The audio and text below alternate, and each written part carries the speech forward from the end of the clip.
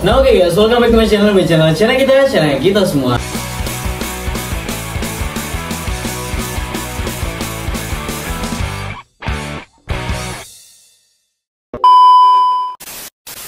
Nah oke guys, di kesempatan kali ini, waduh ini saya jarang, udah lama banget nggak on cam.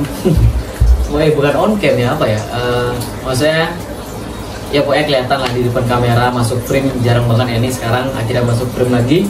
Nah oke, di kesempatan kali ini seperti di thumbnail dan di judul kita bakal ngejelasin tentang bagaimana sih caranya kita nge-push size ikan. Nah di sini saya mau jelasin ke teman-teman bahwasanya nggak semua ikan bisa di-push size-nya, maksudnya ya semua ikan bisa, tapi pasti ada dampak buruk dari nge-push ikan itu guys. Nah di sini kita bakalan jelasin cara nge-push ikan yang baik ini gimana sih bang gitu, biar ikannya itu perutnya nggak gemuk, nggak bantet, tapi memang bener-bener rata membesarnya itu gimana, itu kita bakal jelasin di sini.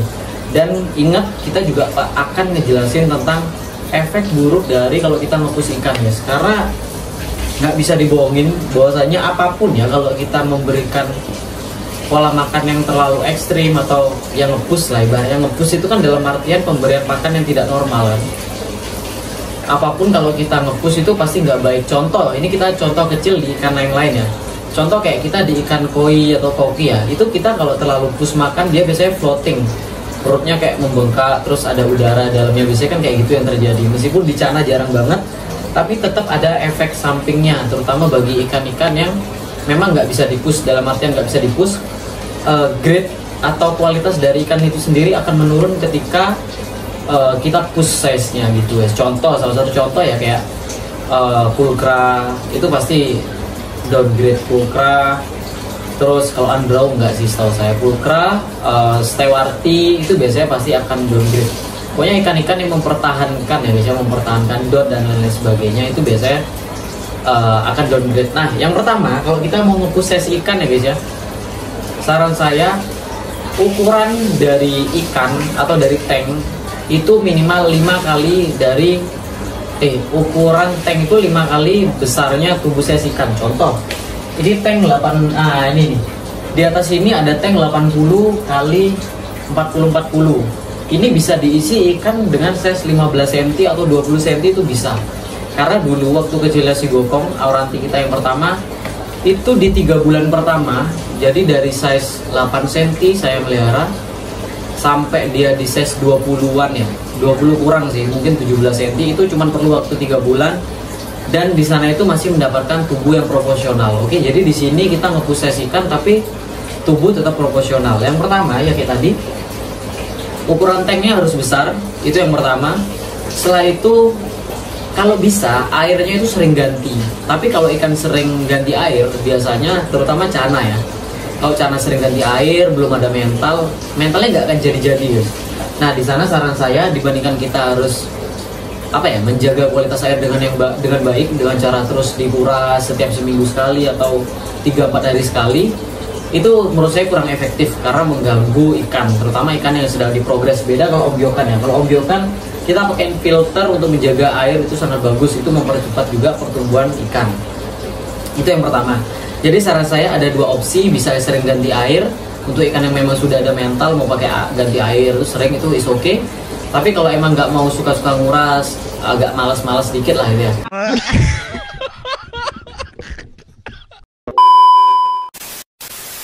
Dan sama takut-takutan ikannya mentalnya nggak bagus atau terganggu, itu kalian bisa lakukan dengan cara penggunaan filtrasi di tanknya. Yang pertama, size tank harus besar. Kedua, filtrasi. Kalau air, saya tetap ya pada acuan saya sendiri, air saya selalu menggunakan air sumur. Karena di daerah saya, di Denpasar, air ini saya tinggalnya di kota, di Denpasar nih, air PDAM-nya bener-bener bad banget guys, nggak bagus.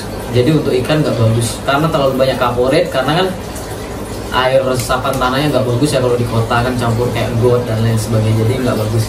Jadi untuk saran saya, air saya tetap air sumur. Nah setelah itu untuk pemberian pola pakan kepada ikan sendiri. Jadi gini, ada beberapa ikan yang kalau kita push size itu nggak akan pernah besar-besar, meskipun dengan cara sebaik apapun. Dan ada ikan yang memang tetap bisa besar. Contoh ya, ini di bawah Ada Auranti Calico kita yang mungkin teman-teman udah tahu, apalagi yang udah ngikutin kita dari lama itu pasti tahu ya.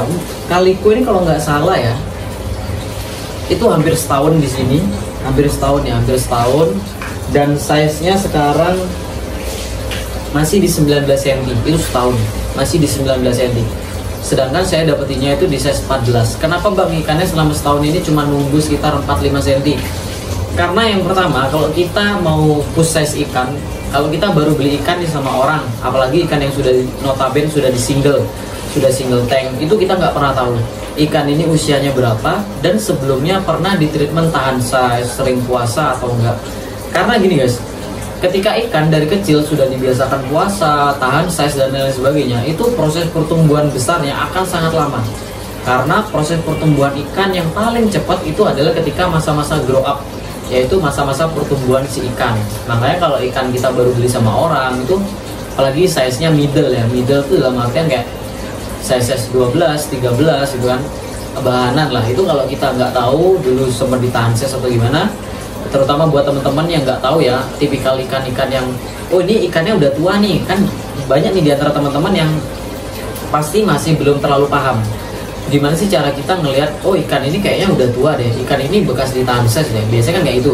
Nah biasanya untuk ikan-ikan yang kita middle baru beli sama orang tuh biasanya kayak gitu, itu agak susah naik size-nya, terutama buat yang sudah ditahan size. Tapi kalau kita mau nge-push size nih ikan yang dari ombyokan kayak gini, dari ombyokan kayak ini tuh akan jauh lebih mudah guys, karena satu ikan ombyokan itu setahu saya paling jarang banget ditahan size sama si pemilik atau si penjual, karena biasanya si penjual itu akan terus push size-nya agar bertambah besar dan nominal harga range-nya itu akan semakin tinggi gitu. Jadi kalau kita mau nge-push size ikan, mending saran saya mulai dari awal aja, dari nol. Jadi beli yang ombyokan, diprogres pelan-pelan, itu buat yang mau nge-push size. Itu buat nge-push size ya, jadi nggak semua ikan. Tapi kalau mau start, lebih baik pakai ikan ombyokan atau ikan-ikan yang memang sebelumnya belum pernah di treatment sama orang gitu. Karena satu hal ya guys ya, meneruskan treatment orang itu juga nggak gampang, serius. Karena banyak banget di luar sana orang yang beli ikan bagus, ketika sampai rumah ikannya jadi jelek karena salah perawatan dan lain sebagainya. Nah oke, setelah itu kita bakal ngebahas pola makan sebelum kita ngasih tahu ke minusnya kalau kita push size ikan ya. Oke. Setelah itu untuk pola makan sendiri itu saran saya kalau ikan masih kecil banget, terutama mungkin salah satu contohnya ada Asiatica kita yang di sebelah sini. Itu Asiatica kita itu dalam kurun waktu 3 bulan mungkin ya anggaplah 4 bulan ya guys, 4 bulan. Dari size 3 cm sampai ke 25 cm itu hanya perlu waktu 4 bulan dan badannya itu nggak gemuk. Contohnya itu kayak ini dia.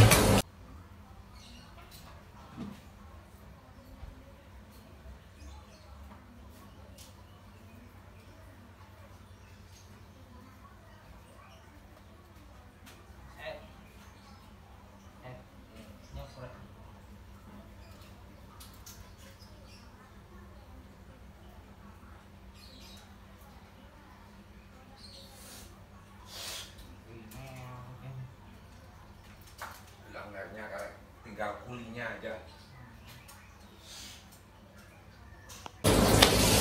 Nah itu dia videonya tadi, itu ketika size-nya 25 itu mau kita coba pairin saat itu ya. Nah itu kita cuma perlu waktu 4 bulan dan sudah bisa sampai sebesar itu. Caranya gimana bang pola makannya? Yang pertama kita harus berikan pakan-pakan yang berlemak, yang banyak mengandung lemak. Dan kalau teman-teman semua cari tahu di internet, salah satu pakan-pakan cana mulai dari udang, ulat Hongkong, jangkrik, dan cacing itu yang paling banyak mengandung lemak itu adalah ulat Hongkong sebenarnya. Jadi ulat Hongkong itu kandungan lemaknya lebih tinggi dibandingkan jangkrik. Tapi kenapa sih saya lebih suka pakai ulat Hongkong dibandingkan jangkrik? Jadi cara kita melogikakan sebuah pakan yang banyak lemak dan enggak itu guys ya.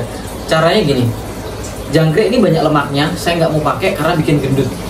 Sedangkan ulat Hongkong ini juga lebih banyak lemaknya dan pasti bikin gendut. Tapi ulat Hongkong ini size-nya itu jauh lebih kecil dibandingkan jangkrik guys. Jadi saya menghindari jangkrik dan saya lebih proper ke ulat Hongkong, karena kalau jangkrik itu over ya, size-nya lebih besar. Masa kita mau ngasih makan ikan dipotong jangkriknya dibunuh kan kayaknya itu bakal ngerepotin. Apalagi di dalam perutnya jangkrik itu kan banyak kayak lendir-lendir, itu pasti Ya apalagi buat teman-teman pasti kan jijik atau apa, makanya saya lebih proper ke ulat Hongkong. Dan saya buat nge-push ikan sendiri, saya lebih suka pakai ulat Hongkong ya. Jujur aja, saya suka pakai ulat Hongkong karena ulat Hongkong itu satu lebih mudah dicerna, terutama yang warna putih untuk ikan-ikan yang masih baby. Jadi saran saya kalau mau nge-push pakai ulat Hongkong, is okay, itu bagus, tapi diselingin seminggu sekali aja cukup atau seminggu 2 kali pakai udang, atau kalian bisa pakai cacing sedikit aja, secukupnya aja.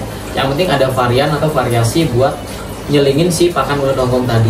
Dan untuk pola makan sendiri, kalau ikan masih kecil, contoh size 6 cm untuk asiatica atau apa ya, itu kalau kalian mau kasih makan, itu sehari bisa kasih makan 5 kali maksimal, karena biasanya di atas 5 kali itu kita susah ngatur jam pola makannya. Jadi kalian bisa kasih makan 5 kali sehari. Tapi kalau susah ngaturnya, kalian bisa kasih 3 kali, yaitu pagi hari kalian kasih makan 1 ulat Hongkong yang warna putih, siang hari kalian kasih 1, malam hari kalian kasih 1. Semakin bertambah size-nya dia, itu kalian tambahin terus, tambahin. Jadi terus kalian naikin, yang biasanya makannya 3, nanti tambahin 4. Yang awalnya sekali ngasih makan 1, kasih makan 2, seiring bertumbuhnya size.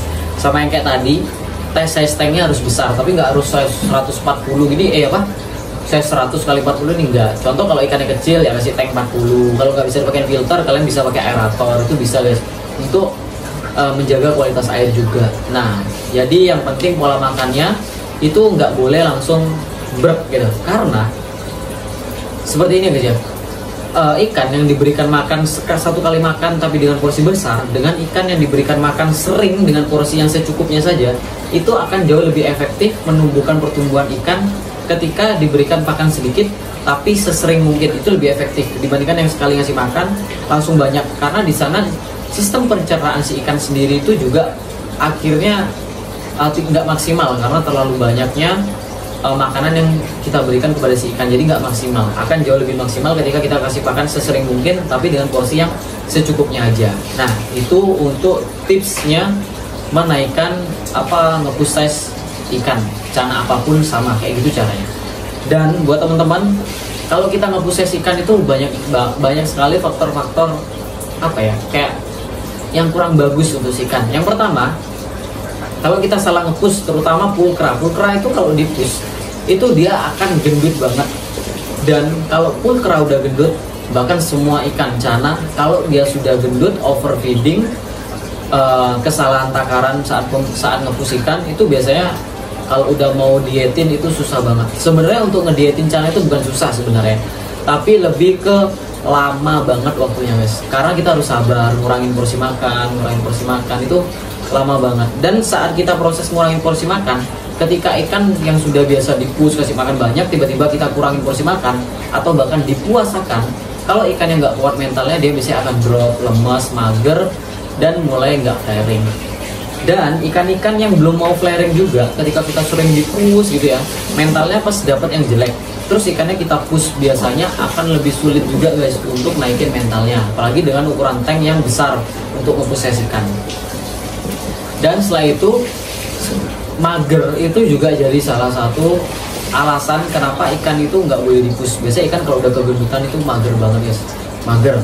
Dan setelah mager ya udah, kalian biasanya bosen ya, nggak bagus secara look juga. Ikan kalau terlalu gemuk nggak bagus, tapi nggak semua ikan ya, karena saya nge-push asiatica, auranti itu is okay sih menurut saya, no problem selama kita masih bisa ngatur pakannya, nggak terlalu banyak, tetap sedikit ya guys ya, tapi sering, sehari 3 kali pelet, pakan ini, yang penting dalam kurun waktu 1 hari itu kalian ngasihnya secukupnya aja, tapi sering, itu akan jauh lebih efektif.